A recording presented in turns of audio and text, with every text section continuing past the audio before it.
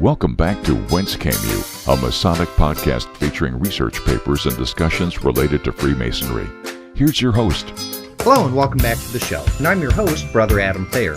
We've picked some rather weighty articles for this week, so let's go ahead and just get started. First up is an article by someone who isn't even a Mason at all. It's titled The Power of Symbols by Natasha Dern, and it was published in the Huffington Post back in 2010. The language of the soul is not literal, but symbolic. A creative language that speaks in the form of colors, objects, shapes, art, poetry, riddles, images, and metaphors. The soul chooses to convey messages in ambiguous terms. It is not direct in its approach.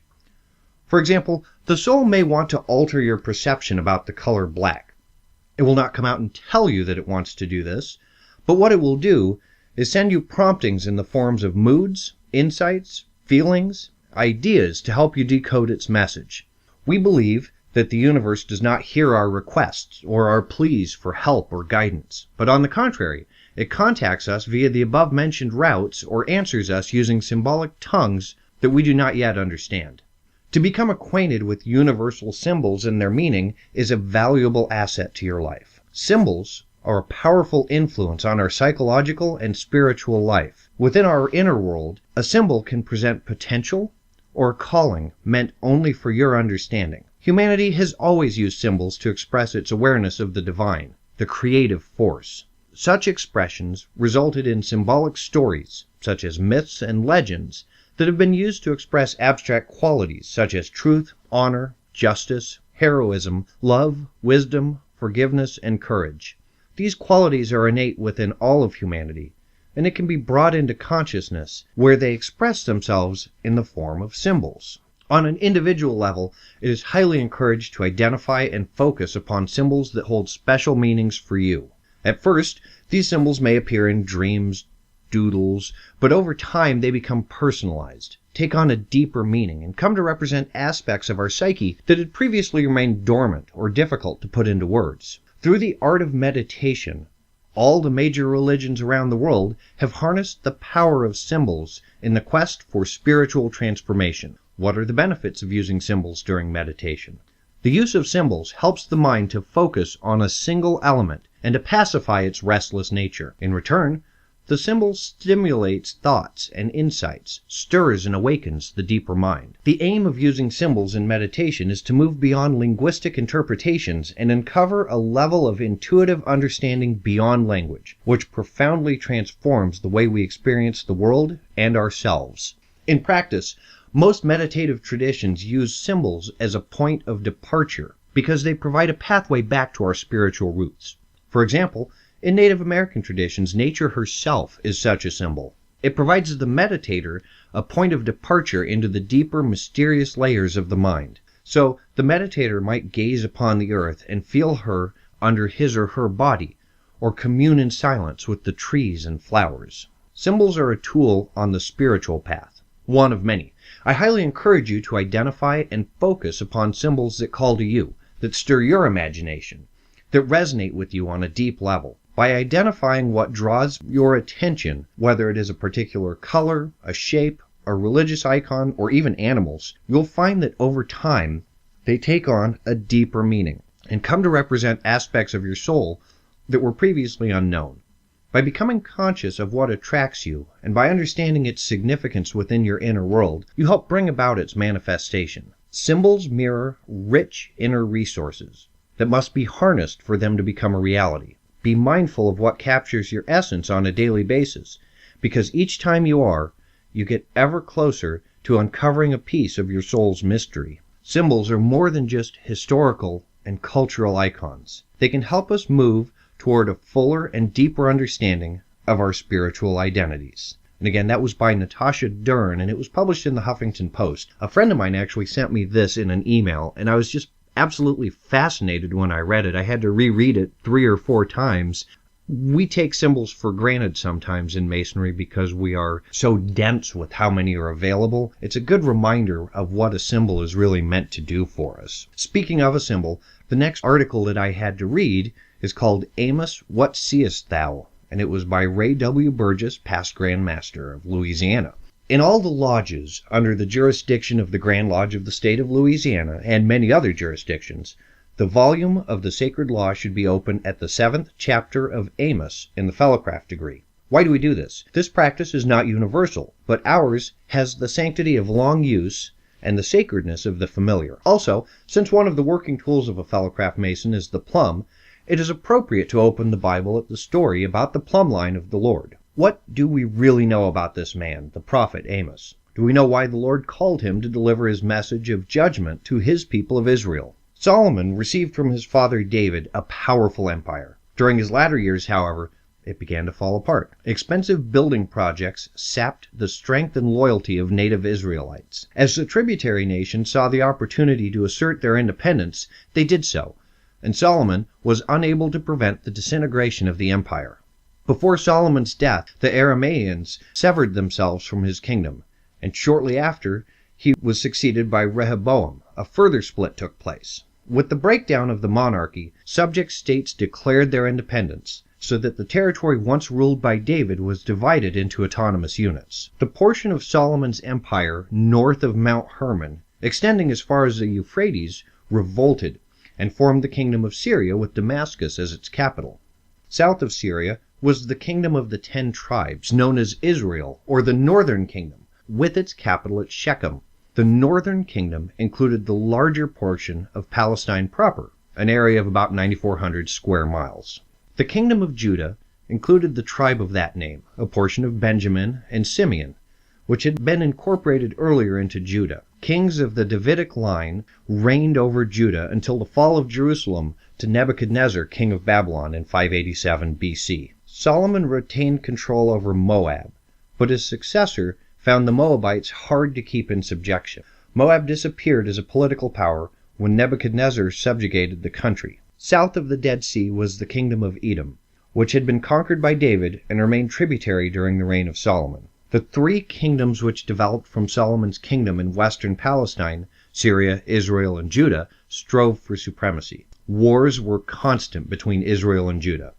With the threat to both Israel and Judah from the powerful Syrian state of Damascus, there developed a tendency for the 2 states to reconcile their differences. During the reigns of Uzziah, king of Judah, and Jeroboam II, king of Israel, the sister states pushed their boundaries out to include the territories which once belonged to Israel under David and Solomon. Many of the smaller nations were required to pay tribute to Israel and Judah. Both kingdoms collected tolls from the caravans that passed through their lands. In this period in both Israel and Judah, there was a transition from an agricultural to a commercial way of life. Industries and cities sprang up, which gave rise to a class of wealthy merchants and landholders. This new wealthy class built winter and summer homes out of hewn stone, elaborately adorned and decorated.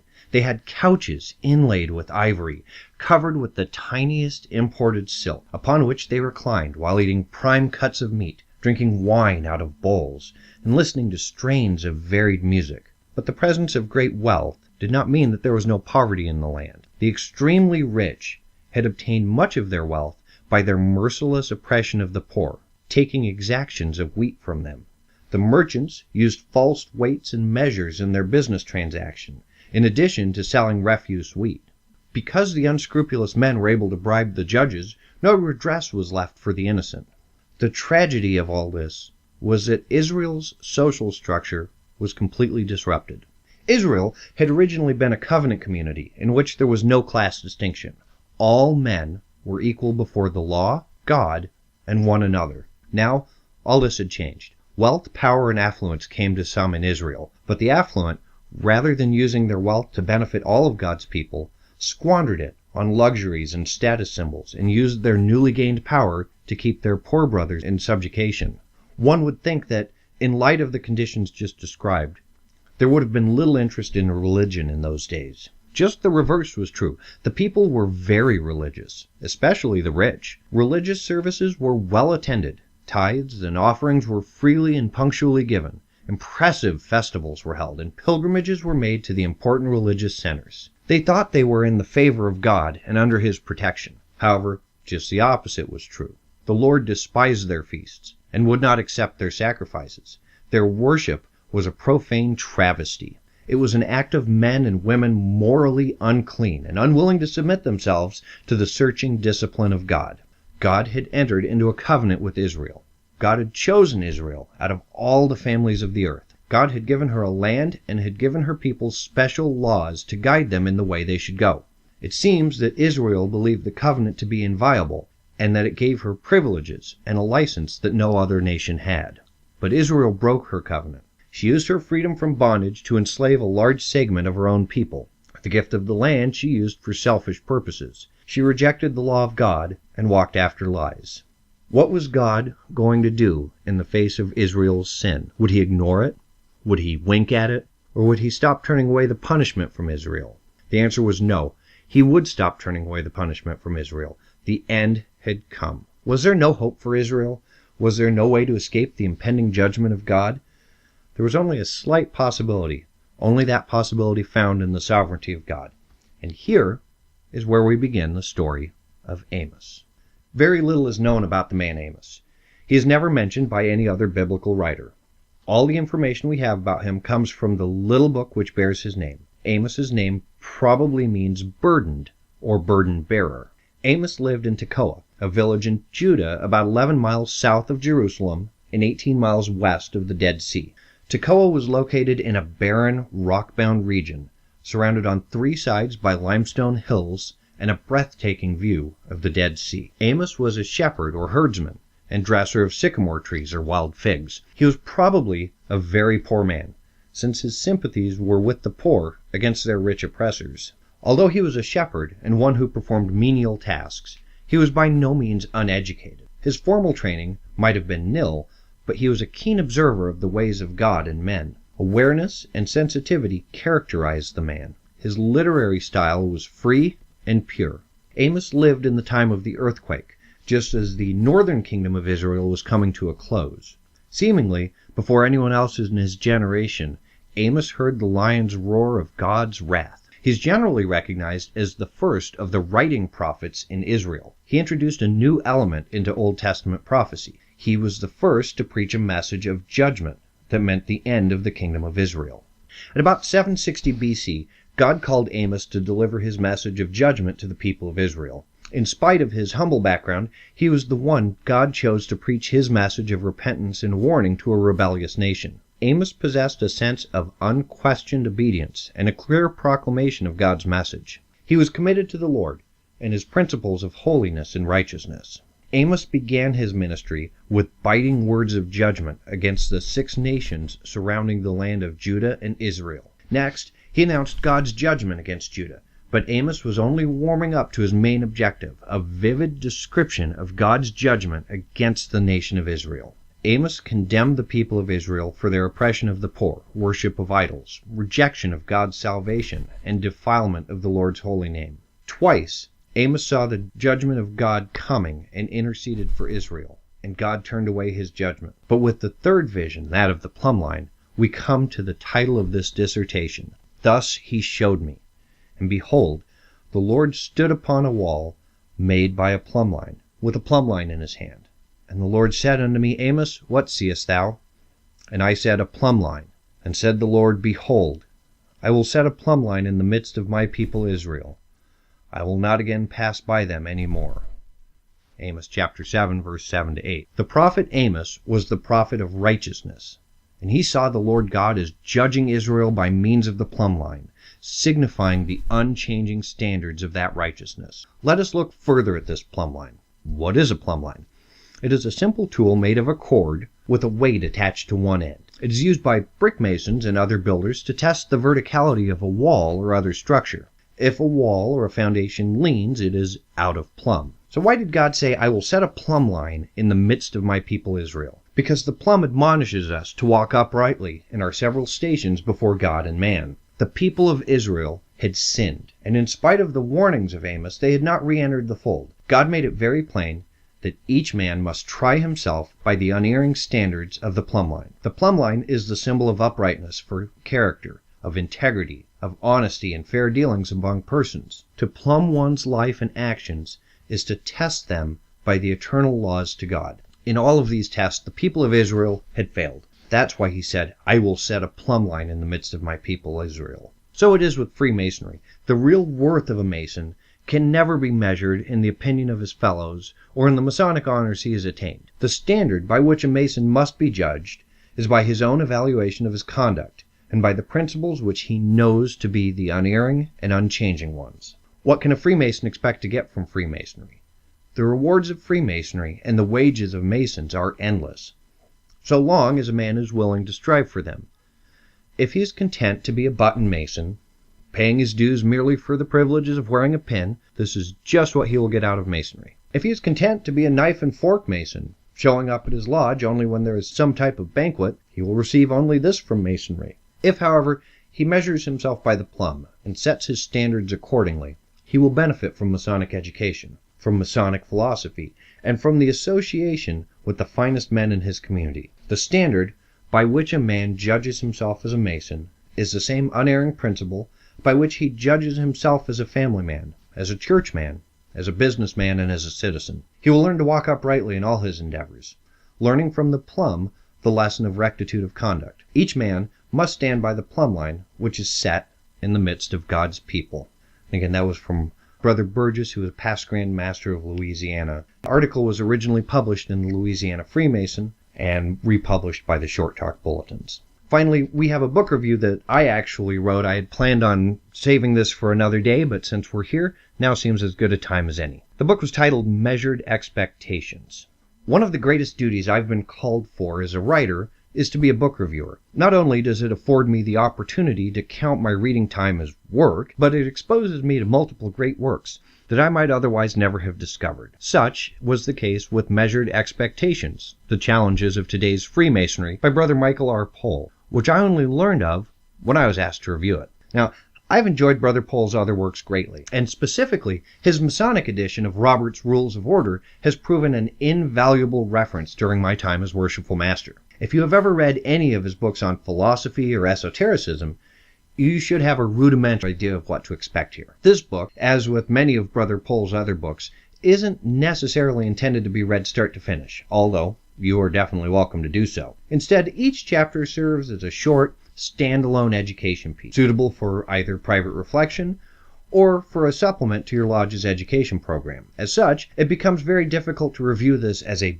book, and we must instead look at it as a collection of papers sharing the same basic theme. With any collection such as this, there will be some works that are stronger than others, and some that are more meaningful to you in your current journey than the rest. If I had my way, every single Mason would be forced to read the first paper, titled A Young Man Joins a Masonic Lodge, before their annual elections. I believe this one paper to be of such high importance to understanding the current problems in Freemasonry that I think it should be distributed as far as possible. And this paper alone is worth the purchase price of the book.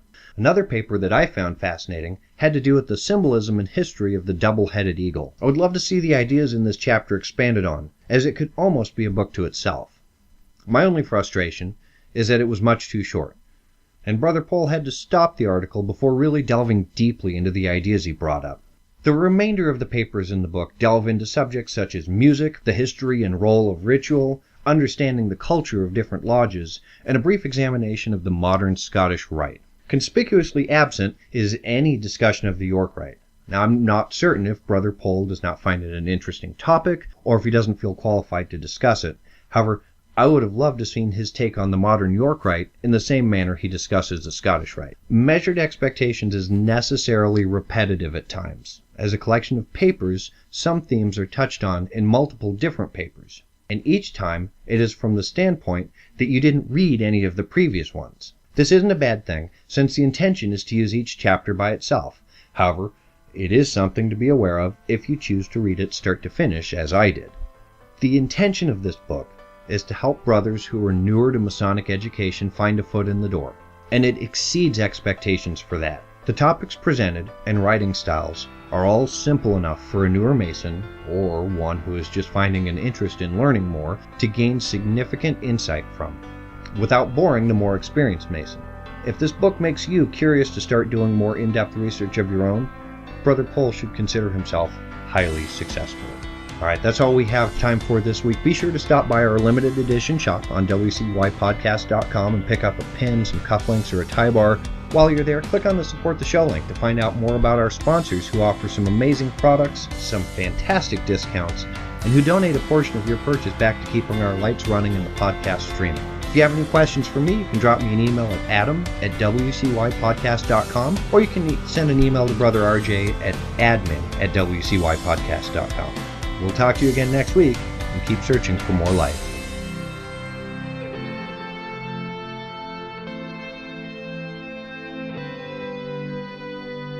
You've been listening to Whence Came You, a Masonic podcast featuring research papers and discussions related to Freemasonry. Be sure to join us for our next edition.